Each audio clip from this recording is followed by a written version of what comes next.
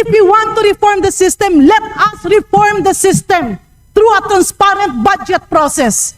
Huwag yung turo dito, turo doon kasi gulong-gulo na ang Pilipinas. Gulong-gulo na ang mga tao. Hindi nangyari yan sa kasaysayan ng mga naging Pangulo sa Pilipinas. Pinabayaan niya, hindi siya kumibo. Yung kabinete niya, hindi kumibo. Specific yun. 2024, binawasan, sinalaula ng Kongresong ito, 500 billion. Binawasan ng President's budget, hindi kumibo ang Presidente, hindi pinsan ng Presidente. Ang ating Speaker noon, si Speaker Romualdez, hindi ba sila nag-uusap?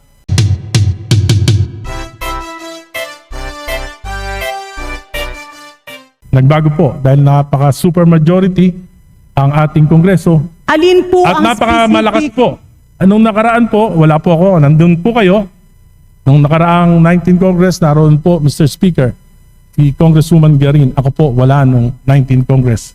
Pero alam po natin na napakalakas po ng Committee on Appropriations Chairman noon na si Congressman Saldico. Palagay ko po, hindi ganon, hindi mangyayari ito sa ating national budget. So ang naging problema, Mr. Speaker, ay ang naging kinatawan or head ng Committee on Appropriations. Pero hindi na bago ang proseso ng pag-a-approve ng budget. Is that what I'm getting? Well, may mga pagbabago po dahil Alin meron po ang maging- specific na pagbabago, Mr. Speaker? For example sa po budget yung process. sa aking pagkakalam, yung small committee, hindi na po nalalaman ng mga miyembro ng kinatawan yung mismong inaaprubahan at pinapasa sa Senado. So Pangalawa dito po, sa mga pagbabago, meron pa po. sa dito Bukod sa po doon, pagbabago, Honorable Erice, nakasaad ba dito na yung presidente ay nagbibigay ng proposal during the Bicameral Conference Committee meeting? hindi po natin alam yan. Sila lang po nakakaalam. And this is precisely my kaya nga po point. nagtatago na sila lahat. This is Lahat sila, wala na precisely rin my alam. point, Mr. Speaker, distinguished colleagues. Managot ang dapat managot. Kung That's- sino man ang lumait at nanggulo ng proseso ay dapat managot. But we can't muddle the issue by finger pointing and saying na ito si Juan, ito si Maria, ito si ganito ang nagpasok. Mas lalong nagiging magulo ang sistema. Ang katotohanan, Mr. Speaker, with due respect, Honorable Arice, merong proseso, merong sistema, nagkataon lang na malamang may umabuso. At yung pag-abuso na yon ay hindi mo pwedeng ituro sa kahit sino na walang preba.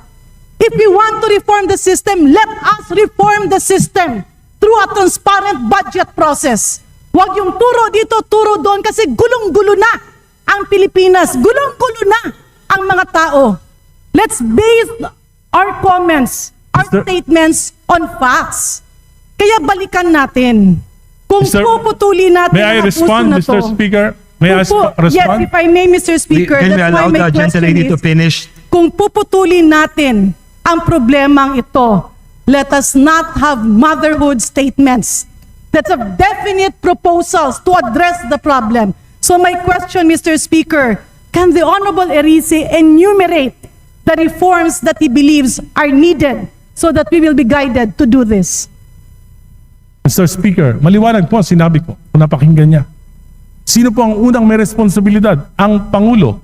2023, GAA, sinalaula ng Kongreso.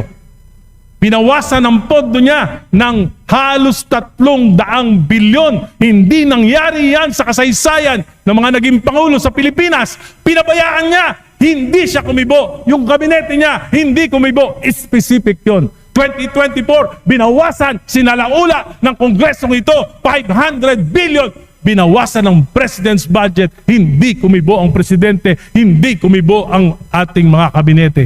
2025, 473 billion, pati yung mga pondo para sa mga flagship projects ng Pangulo inalis. Kaya na-delay na lahat ng mga proyekto. Hindi pa rin kumibo ang Pangulo. Hindi pa rin kumibo ang kabinete. Number one na may problema, command responsibility ang ating Pangulo. Very specific yan. Pangalawa, pinsan ng Presidente. Ang ating Speaker noon, si Speaker Romualdez. Hindi ba sila nag-uusap?